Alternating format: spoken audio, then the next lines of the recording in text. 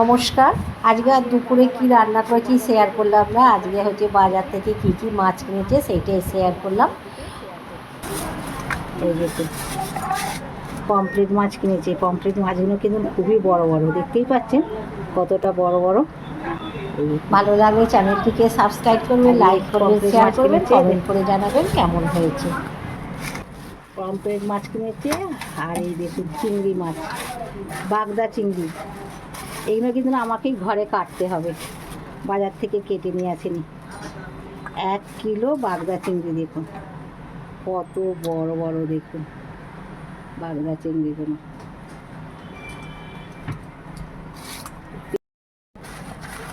এই দেখুন আর একটা প্যাকেট খুলছি, কি বেরোচ্ছে দেখুন।